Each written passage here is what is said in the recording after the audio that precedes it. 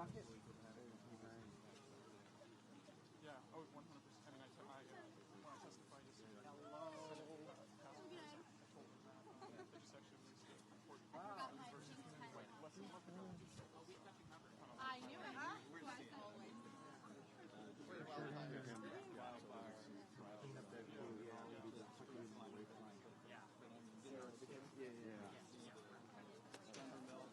Okay, bro, look forward to your words. Talk to me.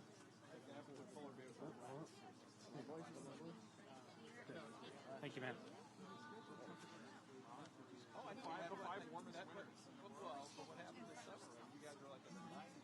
Yeah, you know, I was in for somewhere. They had them on stage. It was crazy. It was 90 degrees. Like I want to continue being you guys.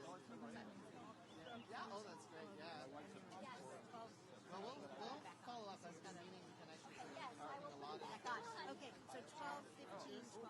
we managed 600 acres. Okay, thank you.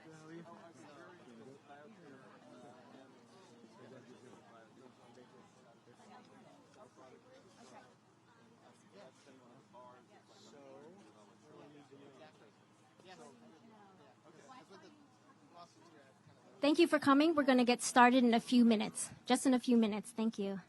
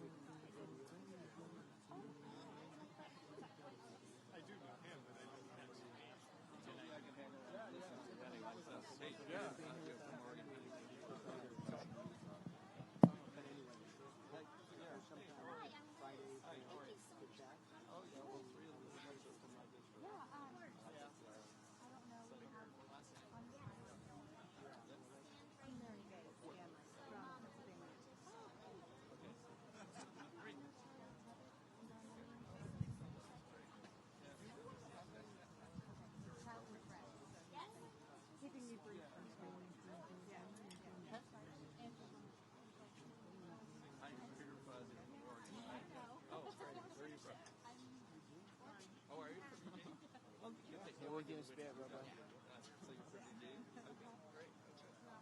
So are you close enough so I can sort of low? I am actually. Okay. Oh, great. But not when she started. In the house. Yeah. I started out with Yeah. So like maybe when he's gonna be here, I'm so trying to get on so well. He's so upset. It's like subtle.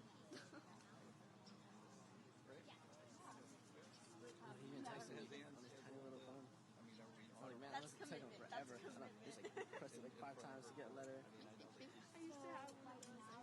I hated it. Okay, they shoot it down there again because they're feeling the intersection of the message. We're looking at it.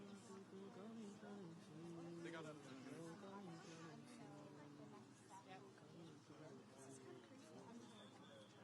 Oh, the tax of the circuit. Oh, that's why we're We have really important stories to tell. Some of the younger people don't have the opportunity to tell them. So we're putting on for a whole generation. Yeah. Thanks for the pressure. No, it's a good thing.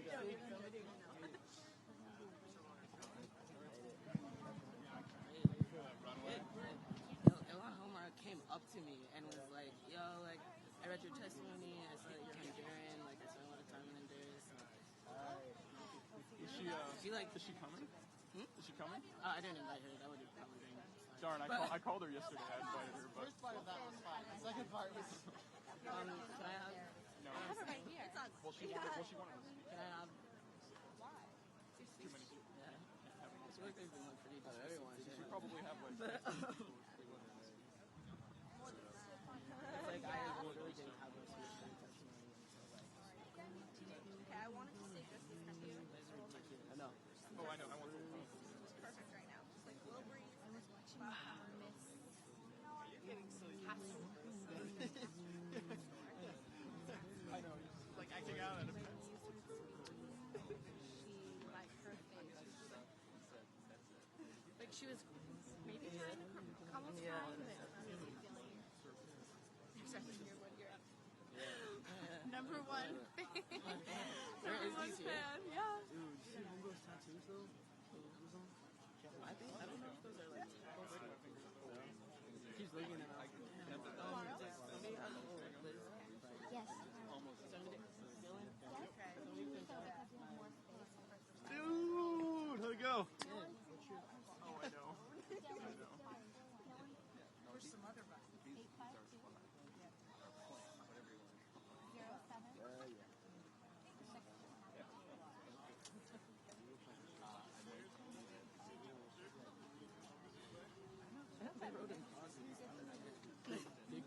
Big pause.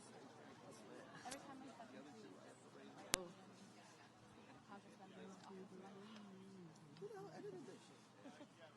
They changed it up? Changing it up on you?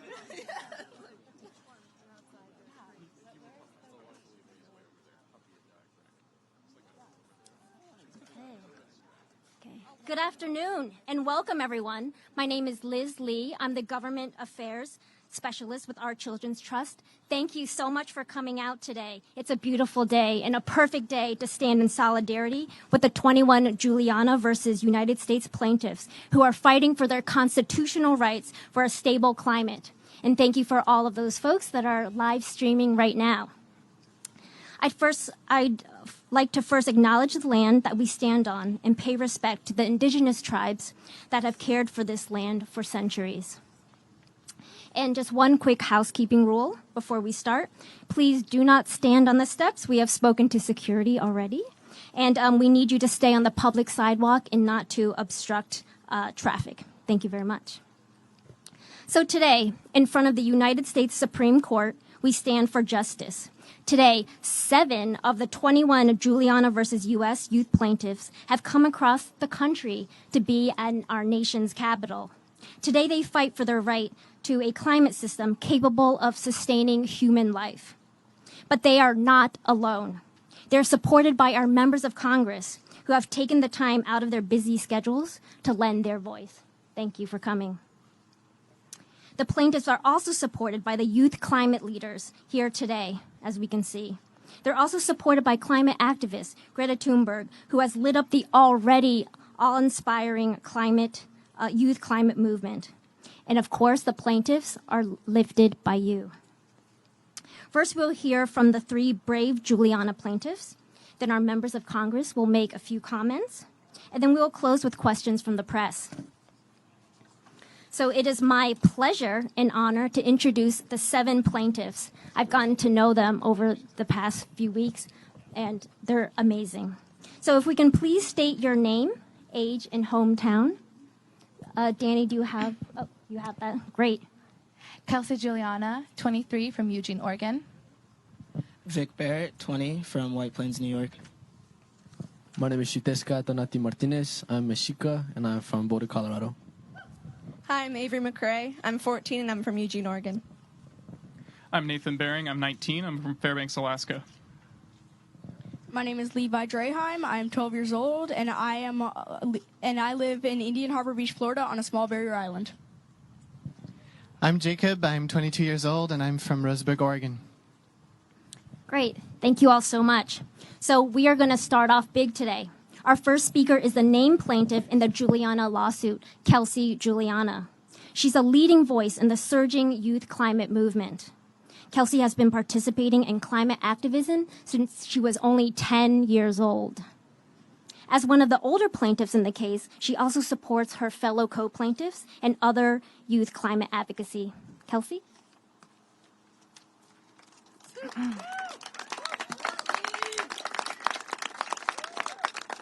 Thank you.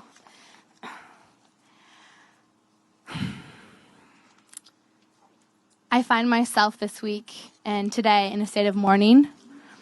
And I know that we don't want to think about that. We want to be celebrating that we're all here today. We want to be celebrating this climatic moment, this surge of the climate youth mobilization that is today, September 2019, and that I know will continue us into the future until we truly do see a climate system that is stable and a future that is full of dignity and security for all. But I do feel a state of mourning. I feel extremely let down by history, by the decisions of our elders past. I feel old. I'm 23 years old. I've been doing this for more than half my lifetime. I'm the oldest of my cohort of plaintiffs, and in many of the meetings with members of Congress this week, it is very apparent that I am the oldest as well. How shameful that we are in such a fragile system as a planet, as a nation, as societies. We have a responsibility to protect each other, to protect ourselves. And as an older plaintiff, I certainly feel that amongst my cohort, a responsibility to look out for their lives, because that is truly what is at stake. We are talking about our lives. We are asking those individuals who seem to be putting guns to the foreheads of all youth to not only not pull the trigger, but remove your weapon. We are asking for you to understand what is at stake. The security of your children, but also the security of us, the eyes and the faces of those who are meeting with you in your house, in your building, in your institutions, to talk about what you've done and what we demand that you do to truly work for us, for the people, and for the future. Thousands of children have congregated in the nation's capital to put pressure on these elected officials to become climate champions and secure this livable future. We are meeting with members to ensure respect and protection of our lives. And my peers this week are asked to provide witness testimonies on the impacts of the health of our livelihoods. We are asked to make grave sacrifices. We are asked to put ourselves into these huge places of responsibility and burden. And we will continue to do so for as long as it takes. But the sacrifice that we also need to recognize is how mature these young individuals, all of us, are in putting ourselves in these positions. Recognize the sacrifices on our emotional states and what you're asking us to do to show up time and time again, begging for our dignity, begging for not only to survive, but to thrive as we look to the present day and to the future. I want to close by recognizing the champions not only of the young individuals and all of the plethora of youth who gathered today. When I started out, there was no one. It was me banging down the halls of my school. And now we are a collective banging down the halls of Congress and the streets all around the world. I also want to recognize the members of Congress and our elected officials and other people, adults in positions of power, our parents, our teachers, who are standing with us and who are reigning in that era of climate champion.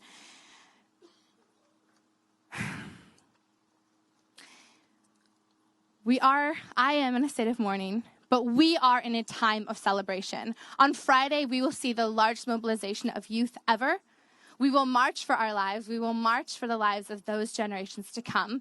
And we will say enough is enough. It is time to look at what is. What is the lives of those of us and all generations to come. We need a constitutional right to a stable climate system capable of sustaining human life. We need to be looked on seriously. We need to be respected for our voices and our lives that are at stake.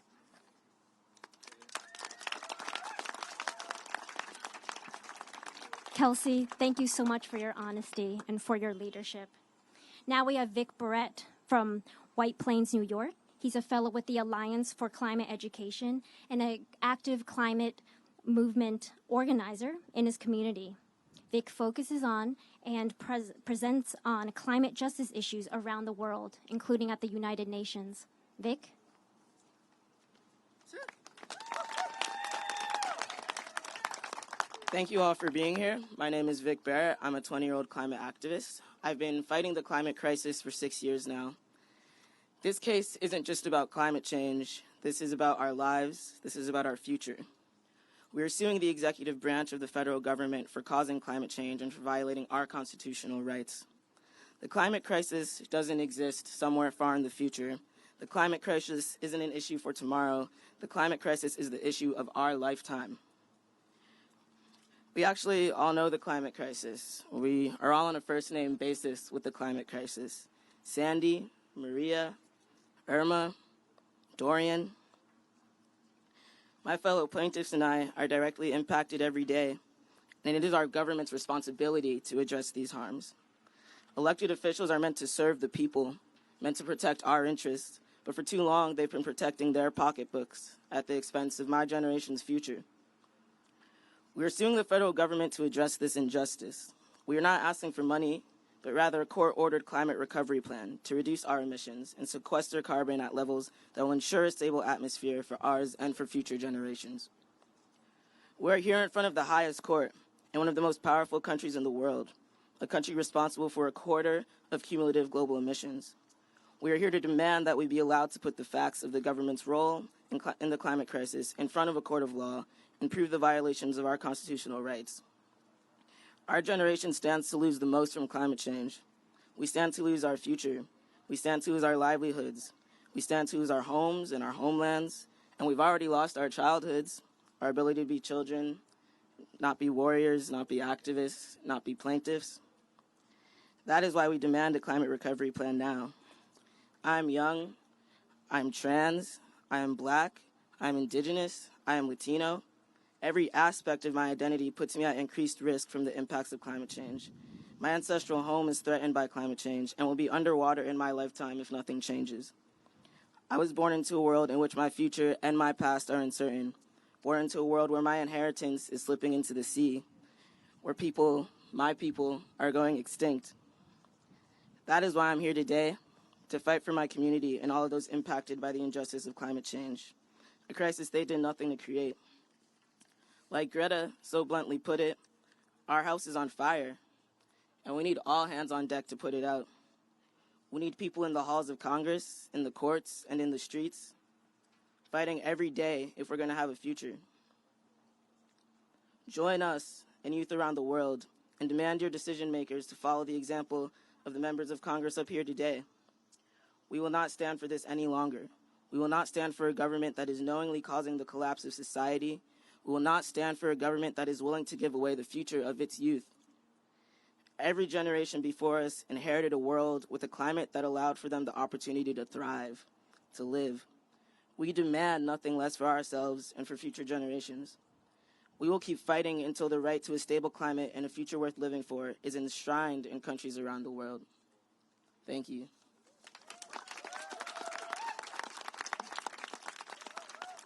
Thank you so much, Vic, for everything that you do.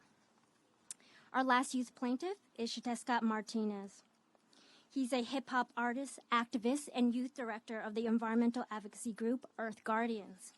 His music and activism, rooted in his Aztec heritage, have energized and mobilized the youth all around the U.S. and around the world. Xiuhtezcatl?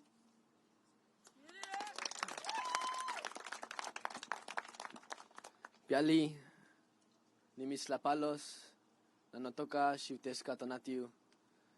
Greetings, everybody. My name is Xiuhtezcatl. I would like to acknowledge that we are on sacred Piscataway territory, the indigenous peoples, the traditional peoples of this land that still stand on this land defending our water, our children, our future. It's crazy. I was 15 years old when I first got involved in this case. And when we first came together as plaintiffs, we were all strangers. And it was this, I felt a unique sense of relatability to one another's stories. Not only as activists and as community leaders and organizers, but as young people who had already been experiencing the impacts of climate change, not as some abstract future, but as a very real, lived experience we are going through on a daily basis. And there was a sense of community and power that a lot of my life I haven't felt. Having been involved in this since I was 6 years old, there wasn't always this global energy of young people standing up all together worldwide. And oftentimes the young people, the marginalized communities, the indigenous youth at the forefront of defending their homes, their land, their traditions, their language, have received no media coverage, no press conferences, no documentation in mainstream media, and have still effortlessly put this work at the forefront of our existence, because as indigenous peoples, this idea of activism being an external use of energy doesn't exist. Our existence is our resistance. And I think one of the most powerful parts of this case is that we are challenging the traditional constructs of what creating change and being an activist looks like. We are saying that we are not going to be bound to the streets or to just calling our elected officials and hoping for them to act on our behalf, but we are going to put pressure in our courts, in our streets, in our communities, in our schools, demand for politicians to stand with us, to follow through with their words and act on the behalf of our generation and all to follow. And we are also not going to wait for them. And that's why this case is so important, because we are taking to the courts to demand that the government play their role in ensuring a healthy, just, sustainable planet for our generation and those to follow. And my little sister is 11 years old. She's an artist. She paints. And she loves her 2 little kittens. And I look at her and I think about myself when I was 11 years old. And even just then, my entire life was absorbed by this work. Even at 11, I was traveling all over the place, speaking, rallying, mobilizing, educating. And I think about kids in the future. And we need to do everything we can, not just so that they can survive, but so they don't have to struggle and fight and sacrifice and put our body and our lives and our time and our childhood on the line for something that politicians have been too afraid to do for generations. We are at this pivotal moment where that loneliness and that isolation that we felt so presently back when we first got together as a group of plaintiffs in this case is being felt less and less, because we are not unique in the sense of our passion to assert our voice and our power to create the future we know is possible. We are small pieces of a massive puzzle of an entire generation that is standing up from a variety of different organizations and affiliations and movements that are recognizing this as a collective movement for our generation to define what the future is going to look like in our streets, in our courts, in honor of our ancestors and those that have been fighting on the front line for generations, to leverage this moment in history as the time where we change everything. I want to thank my fellow plaintiffs. I want to thank my relatives on the front line who have been fighting to defend this planet. I want to thank everybody and the representatives and elected officials that stand behind us. And I urge that these moments be followed up with concrete action to implement a climate recovery plan that will ensure us a healthy, just, sustainable future. This is a moment we have no time to waste. Time is running out. And whether we make it or not is entirely up to each and every one of us. Whether your part is in the streets, in our courts, in the halls of Congress, as teachers, as entrepreneurs, as artists, we all have a part to play in creating our future. Now is the time. Thank you. Thank you so much. Now it's my honor to introduce our nation's leaders, our members of Congress. Earlier this year, a number of Congress members, including some members here, filed an amicus brief in the Ninth Circuit in support of Juliana. Countless other members of Congress have posted videos and photos with our plaintiffs in support, and we thank you for this continued support. Now joining us today are Representatives Blumenauer, Castor, DeFazio, Espaillat, Scanlon, and Caston. And I'm hoping I didn't miss anybody. So at this time, it is my pleasure to introduce Congressman Blumenauer. He's another passionate supporter and friend of the Juliana plaintiffs, and several of whom are from his home state, Oregon. He introduced the Climate Emergency Resolution and helped write the Green New Deal Resolution. He's also a member of the House Sustainable Energy and Environment Coalition and Bipartisan Climate Solutions Caucus. Congressman? Thank you. Thank you very much. I've been working in this space for a long time, but can honestly say I've never been moved like I was when Kelsi and you and Avery explained to me what I'd signed on to as a member of filing that amicus brief. Those voices are so compelling, so clear, stripping away the nonsense that binds us here in our nation's capital. We know what to do. It's a tall order. The clock is ticking. 2030 approaches to get to net zero. The young people, I think, are providing the catalyst that's necessary. We're on the steps of the Supreme Court. If there is any justice, the courts will find in their favor that they have a right to be able to thrive and live, and that they force the federal government to develop the plans to move forward. But we don't just have to wait for the courts. Across the street on Capitol Hill, there are opportunities for us to move forward, and it's time that Congress steps up, not just passing our climate emergency resolution, but implementing states that will make a difference. And last but not least, we're going to watch a massive demonstration on Friday, where young people are going to call the question and be engaged, and it's going to spread this to the areas in business, local governments across the country, because it's going to take billions of individual decisions we make. The young people here are helping make them happen. I could not be prouder to stand with them and look forward together to our success.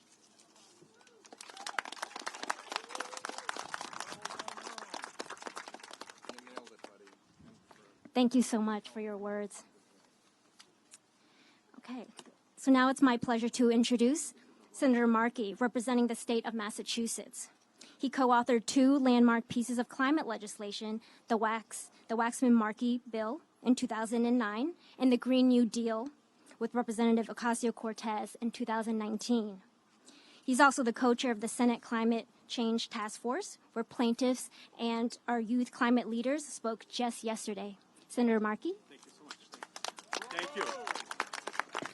Thank you. And I want to thank all 21 of the youth plaintiffs in Juliana versus the United States of America, because this case goes right to the heart of the responsibility which our government has to its people, but especially the new generations that are going to arrive in the 21st century wondering whether or not their government took action.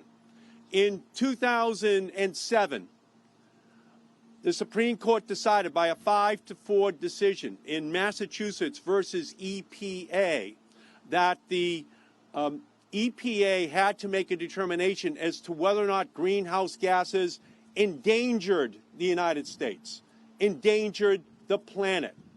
The Supreme Court ordered the EPA to make the endangerment finding. The EPA determined that it was a danger. The greenhouse gases were endangering our planet. Your case, the Juliana versus United States case, calls upon our government to do something about it, to take urgent action to ensure that the worst, most catastrophic consequences of this danger are avoided. The planet is running a fever. There are no emergency rooms for planets, so we have to engage in preventative care. That's what these young people are calling for. That's why we're here to back them up as part of an intergenerational movement, to partner with this generation to make sure that this happens. This is the national security, health care, economic, environmental, and moral issue of our time, and these young people are the moral leaders of our time, demanding that the Supreme Court, demanding that this Congress act in a way that ensures that we protect this planet. So we thank all of you for being here. We have your back. We will be in this fight with you all the way. Thank you all so much for everything that you are doing. Thank you so much, Senator Markey. Chairwoman Castor represents Florida, a state which is no stranger to severe climate impacts and was narrowly spared by Hurricane Dorian. She chairs the House Select Committee on the Climate Crisis and is a member of the House Committee on Energy and Commerce, which legislates on climate change and national energy policy. Congresswoman, thank you so much. Well, good afternoon, everyone. I'm Kathy Castor of Florida. I am the chair of the House Select Committee on the Climate Crisis. I noticed that I have one of our committee members, Representative Sean Casten, here. Our job is to craft the climate action plan for the Congress, and we need your ideas. We started off the House Select Committee's work with Augie Piper, one of the Juliana plaintiffs, and other youth activists to set the tone for the work of the committee. We just adjourned another committee hearing with the Foreign Affairs Committee with youth climate activists from across the country and Greta Thunberg. And I want to thank them all and all of you who participated in that today. But I'm here more than a member of Congress. I'm here as a mom. I have two young daughters that are about your age, and I understand very well that we have a moral obligation to this generation, to our kids, our eventual grandkids, to take action now. And the Congress has been entirely too slow. And we need your help to press for action. Right above us, it says equal justice. That's what we're fighting for. Climate justice is equal justice.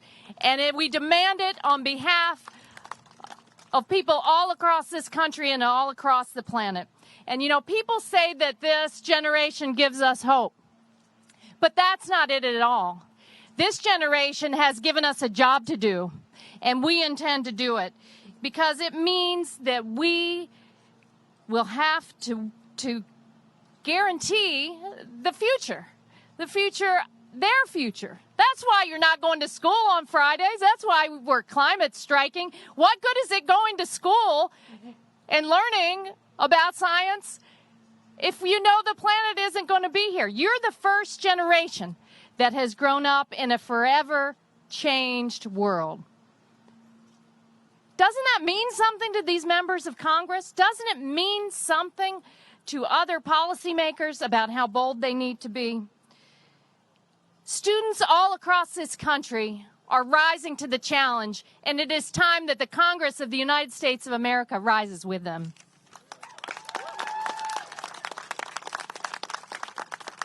Thank you so much, Chairwoman.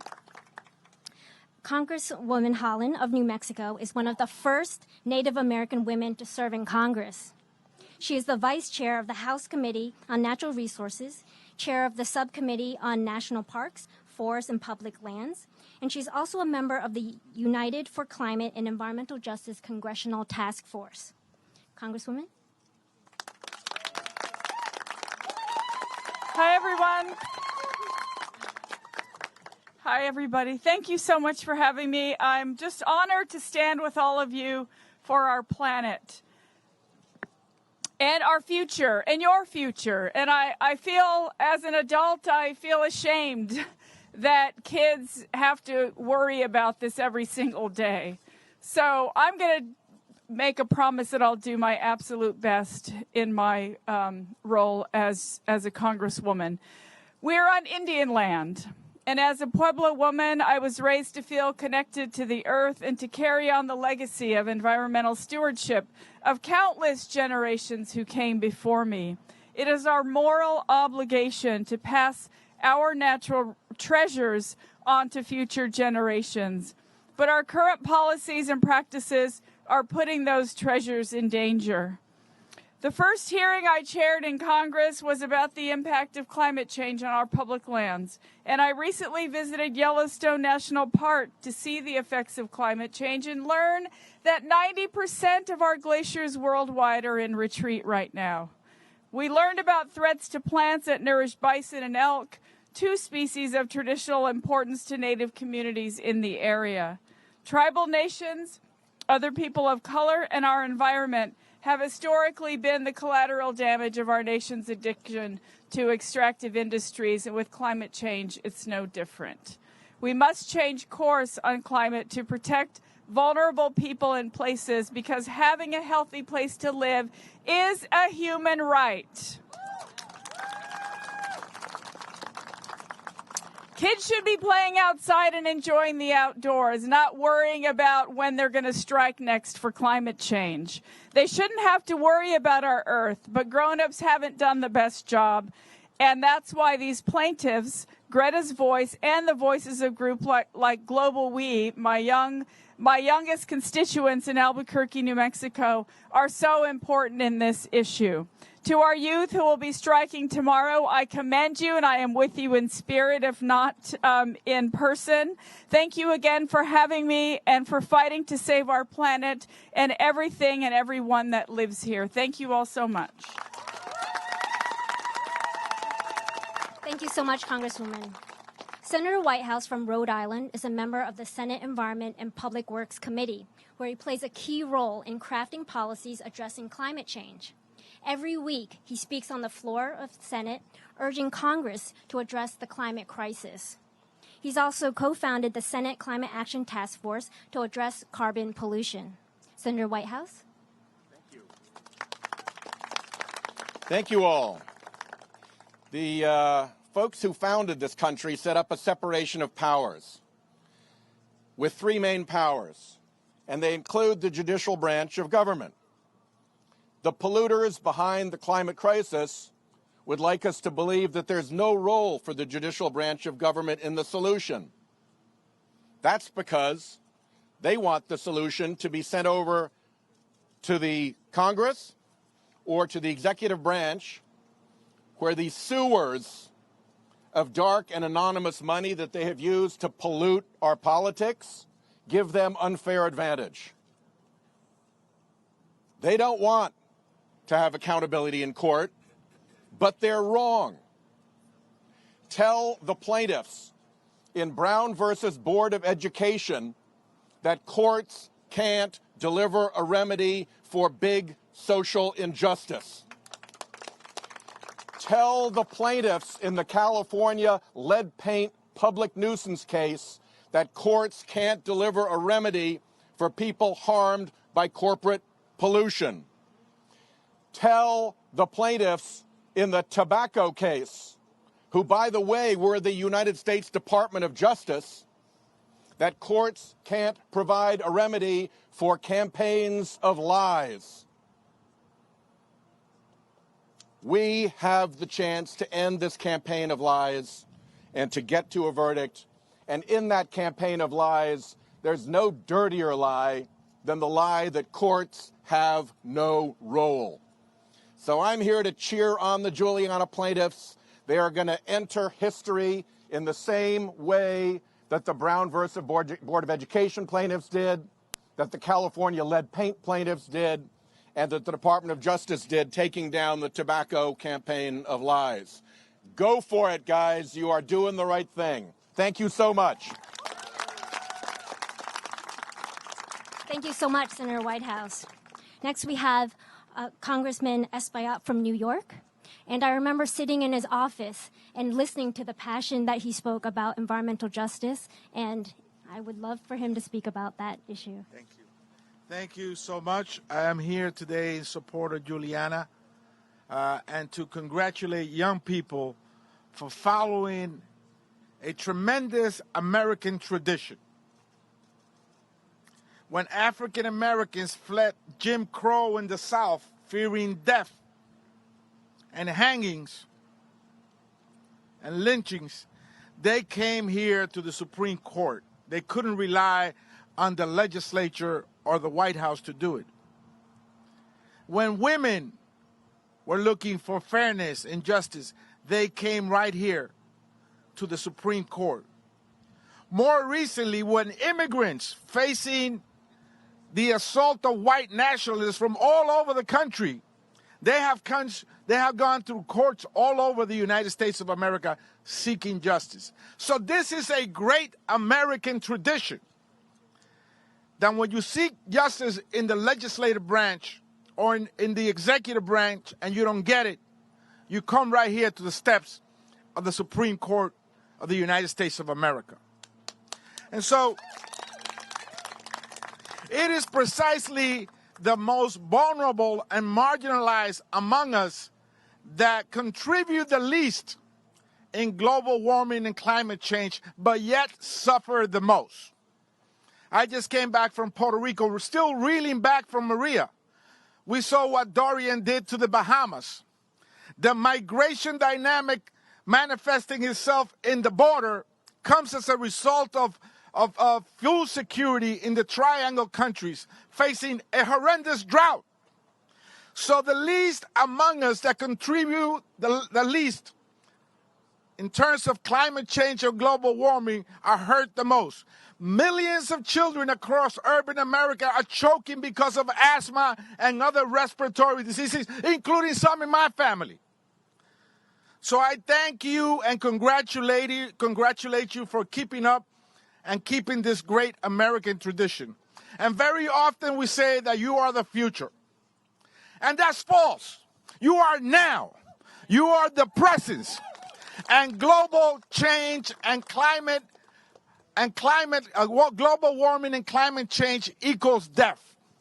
So I congratulate you for being here. I'm here in support of Juliana, and I know that you will be in the future chapters of history, those that move the needles to save our world. Thank you.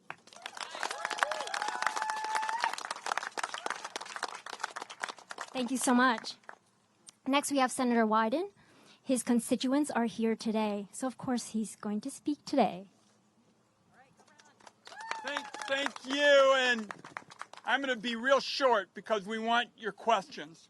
We are here because young people are doing what so many politicians are too scared to do, which is to take on the big polluters. The fact is, the young people are demanding more.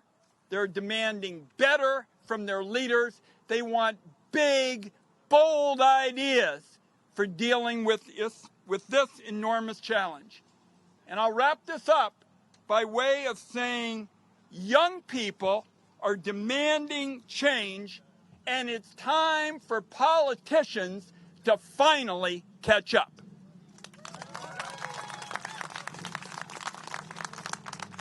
Thank you so much. Now we also have Congressman DeFazio. Now his constituents are here.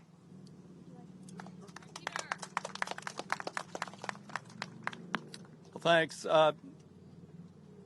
This struggle is extraordinary. When we talked about having to resort to the Supreme Court, when we have a climate denier in the White House, Mitch McConnell running the Senate, we're moving ahead in the House.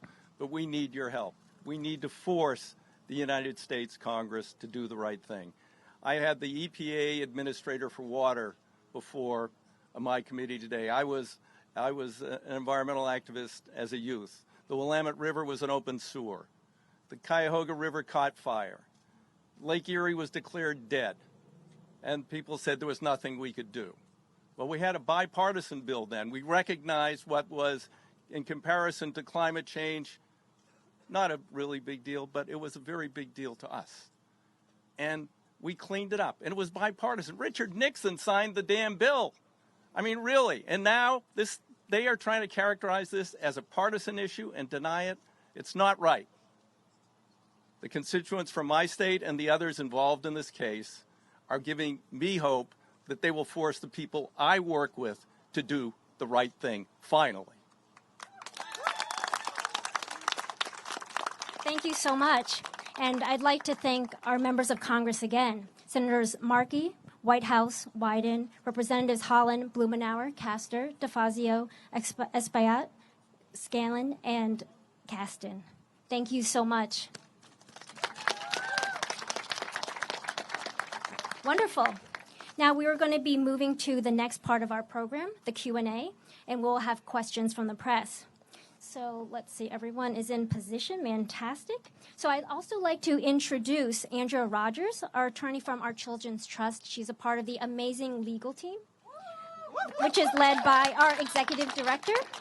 Julia Olson, and she's also available to take questions, legal questions on the Juliana case. I also want to welcome Jamie Margolin. Where are you? Come on up. And she's a plaintiff from our Washington State lawsuit. And I'd also like to acknowledge Greta Thunberg, who is here standing here supporting our plaintiffs. Thank you very much, Greta. Okay, so before we begin, just some quick ground rules. If the question is directed to you, please feel free to come up to the podium. And if the question is general, please raise your hand, and then I will go ahead and let you know when you can come up to the podium. If you can keep your responses brief, under a minute so more of the folks get to speak, that would be fantastic. So we did receive a number of pre-submitted questions. However, first let's start off with the questions from the audience right now. So if you can raise your hand, and I could take some questions. Do we have any questions for our members of Congress or the plaintiffs? Okay. Well, let's move on to our pre-submitted questions. So this question is actually for Levi, and he is our youngest plaintiff who lives on a barrier island in Florida. So this question, Levi, how are you affected by Hurricane Dorian or other hurricanes in the past? So I was affected by Hurricane Dorian, not with any actual damage, but the stress of the hurricane, because we didn't know when the hurricane was going to hit, where exactly it would hit, or if it even would hit at us. And so the stress of not knowing when it was going to hit or what was going to happen was the most damage that we had to our family. And for example, after one of the other hurricanes, we had flooding on our street, which was terrifying for me because I was pretty young when that happened, and just seeing my street have having water in it and it not draining was terrifying to me. Great. Thank you so much, Levi. Do we have any other questions from the press? Okay, let's move on to the next question. So this question is for our Congress members. Oh, hello. Congressman Khanna has just arrived. Thank you so much. So this question, as a member of Congress, what will you do to support the Juliana plaintiffs? Who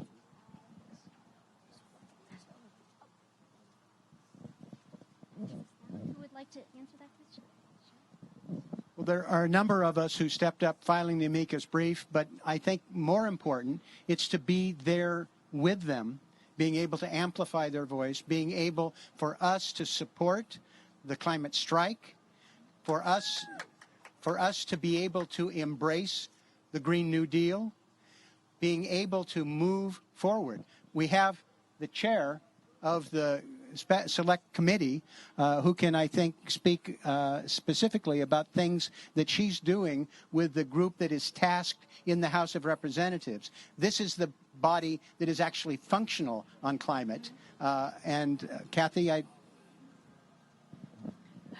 Well, thank you, Earl, and I want to thank Chairman DeFazio, too, and again, all of the plaintiffs. And I agree, we have your back on this. And folks need to support their climate strikers all across America. Not everyone can come here to the steps of the Supreme Court. They're going to be striking all across the country. And what that does, it puts pressure on deniers that remain in the Congress to actually act on climate for a change. A few months ago, the Congress passed the Climate Action Now Act. That was the first piece of legislation passed by the House in well over a decade. But it is not enough. So what we are doing now in the Select Committee is crafting the bold, creative, forward-thinking climate action plan for the future. It will borrow from the Green New Deal. We know there's a climate emergency, but it will provide those detailed policy proposals that we need to enact. And the problem is we don't have time to waste, do we? The time is now. So keep on the striking. We are there with you. Strike at home, strike here at the Capitol. We'll make sure that equal justice means climate justice. And as you rise to the challenge, we will continue to rise with you. Thank you so much. So let's give this next question to the plaintiff's attorney, Andrea. How are the plaintiffs' due process rights being violated? Sure. I think we've heard some answers for some of our elected members to this question, but when government, the executive branch of government, creates a system like our nation's energy system that knowingly harms and discriminates against our children, that's when you can go to the courts and vindicate their constitutional rights. We are very fortunate in this country that we have 3 branches of government, so that when there are branches of government that are actively harming our children and have done so knowingly over the last 50 years by creating an energy system based on fossil fuels, the courts can step in to protect our rights of our children. They can set the standard based on the best available climate science, because in the courts, there's no such thing as climate denial. That's called perjury.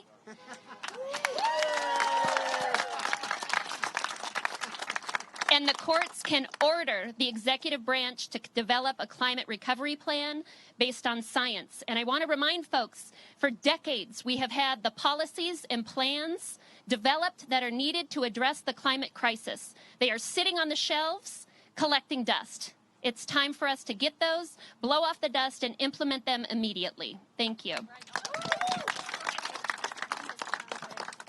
Great. Do we have any other questions from the press? Oh, I'm sorry. Okay, great. So our next question is for our plaintiffs. What do you hope to achieve with the Juliana lawsuit? Jacob? For me, one of the most crucial part of this case is the science and the fact that we have 22 of the world's leading scientists crafting evidence in our case. And I think when you look at the science, you cannot help but understand why we have to do this and why we are terrified and why we need the solutions that we're asking for in our courts. And I think the fact that we're able to bring that science before the American people and before the judges of our country is the core reason of I think, for me, of why I'm in this case. And what I hope to accomplish is a future that is bright, an economy that is better than it is today. What the people standing in our way don't understand is that the climate is going to wreck our economy. And so this is about saving our economy, actually. And I'm a farmer, and I live in the middle of Trump country, and I understand what these people are going through. And it's going to get much worse if we don't take action.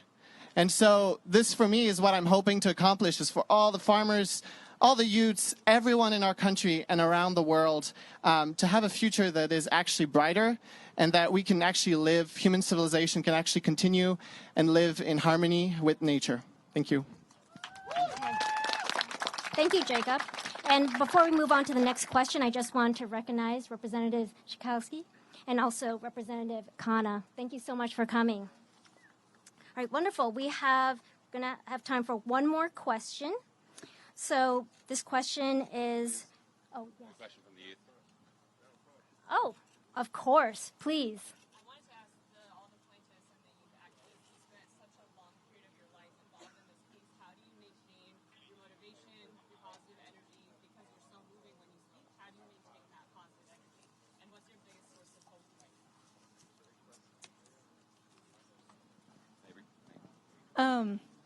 I'd say for me, like, there are those days when you're like, why am I doing this? Like, why do I still try?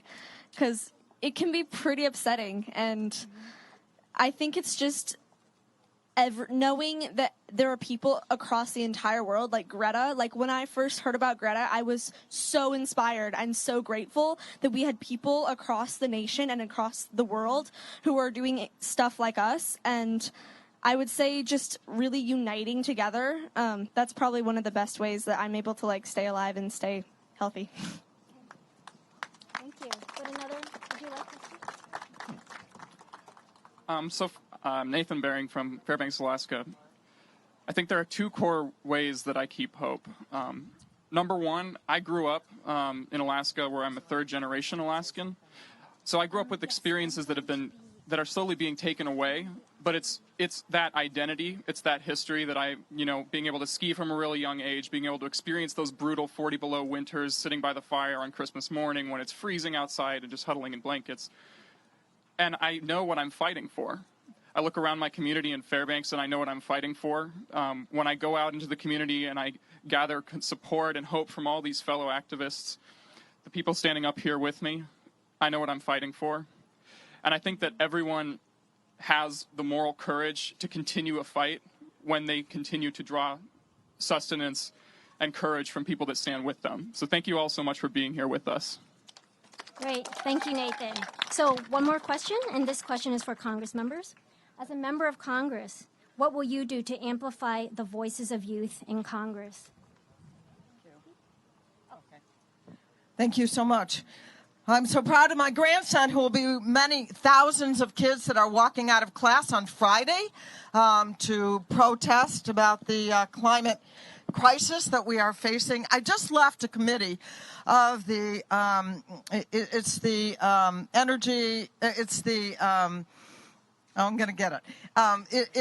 Committee on Climate and Environment. And my testimony, I was at the end of the testifiers, of the questioners. I said, my heart is absolutely pounding. Before me sat 6 white men who were discussing how the industrial sector, heavy industry, can do more. And a lot of the comments, particularly on the Republican side, were saying what we need to do is we have to have incentives for them. I said, what are we talking about? I don't hear the sense of urgency from this panel. We have known about this climate crisis that was impending since the Johnson administration. You talk about progress being made. That's just not true. Across the world, we've seen an increase in carbon. In the United States, we've seen an increase in carbon emissions. We are not making progress. They were talking about incentives. We have to provide incentives for the industrial sector. And we heard the same old arguments that it's business, that it's the economy versus climate. Are you kidding me? This is existential. And so I did actually mention, I said across the street, we have Greta, who has spoken to the rest of the world, who has galvanized children, young people, teenagers around the world, and the Juliana suit that is happening right now. We cannot wait.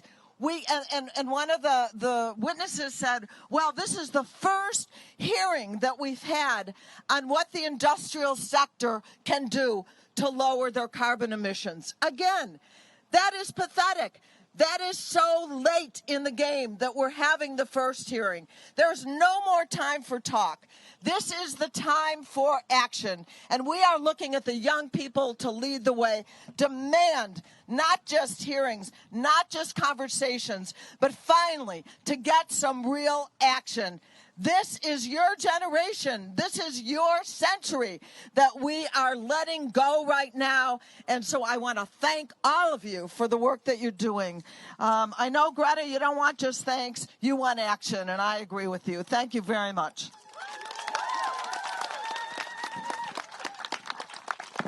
Thank you so much for your passion. So I'd like to thank all the Juliana plaintiffs and Greta Thunberg for their courage. And also like to thank the members of Congress for their hard work in pushing climate action forward. I'd also like to thank the staff from our Children's Trust. We have been working tirelessly in D.C. And the youth leaders that are here today. 0 Hour, Fridays for Future, No Dakota Access Movement, and the National Children's Campaign. We'd also like to thank our partner organizations like 350.org. Where is Natalie? There you are. Yes. And finally, our fantastic volunteers for making this all happen. So we've learned from the civil rights movement that building a groundswell of public support can change history. Support Juliana. Come out on Friday for the global climate strikes wherever you are. So join us in changing climate history. Thank you so much for coming.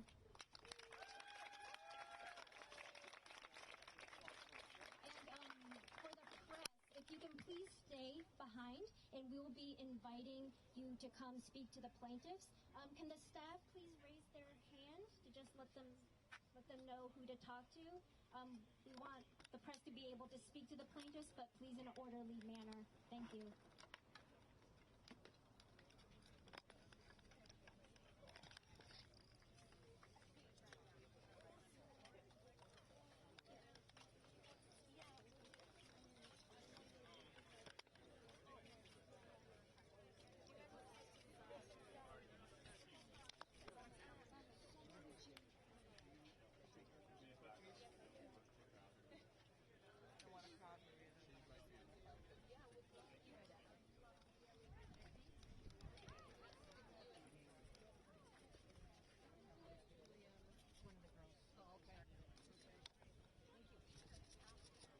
clear path, please.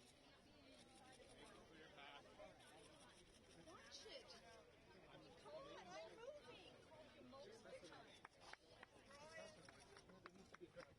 We're trying to get out of the way. People will push us. Excuse me, please. Need clear path. One shot, that's it. Yeah, if we get our shot, we'll go. Yeah. We're making this difficult. All right. Please. You guys are making it difficult. Sorry.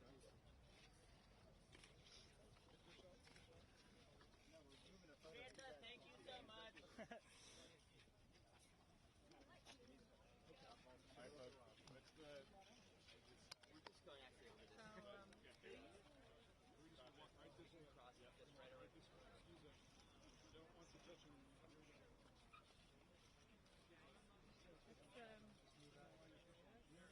Just one shot and mention it out. I keep on hearing that.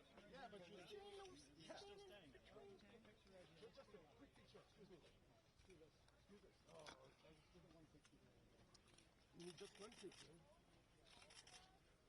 Everyone okay? All right. Let's do it. Cool. Wait. Can we come back just a little bit? Yep. I actually want to come back. Go for it. Pull right behind you.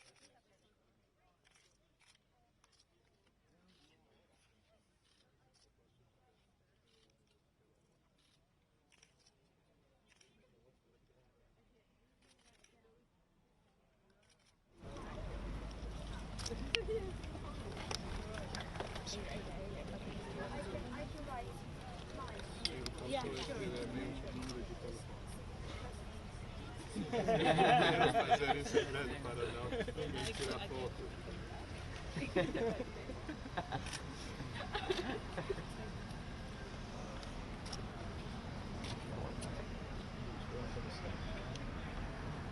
Take a step back, guys.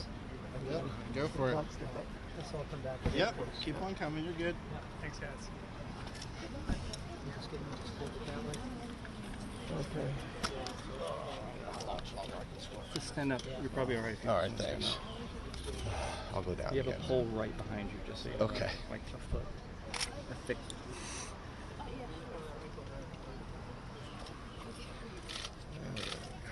Hey, what's up?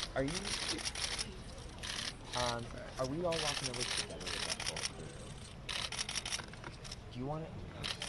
Great. Do you want? Oh, I see you. I'm over in the midst of all the same cameras.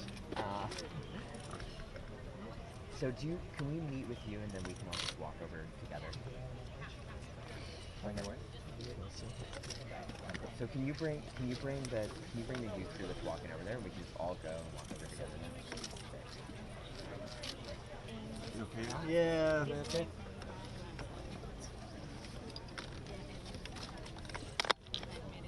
Come back a little bit, everybody. Thank you.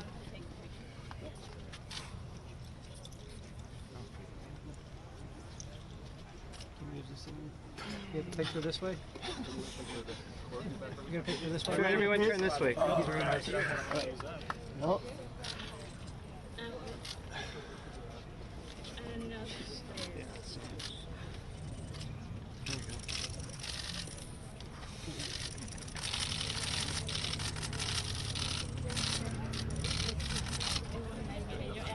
Yeah, that's okay.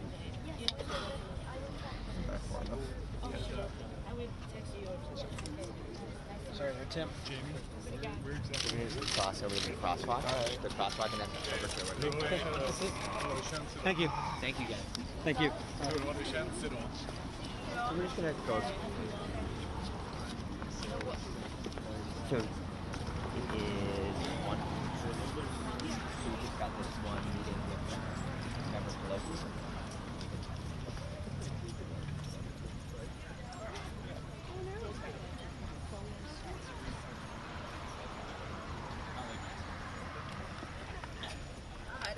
He's just much in the right place.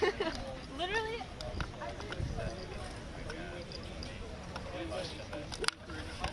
You go back here.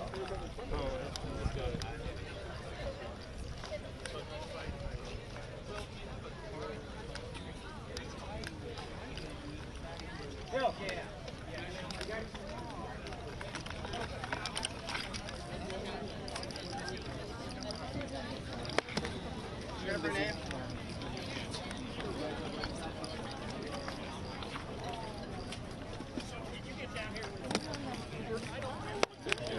sign? Just a show.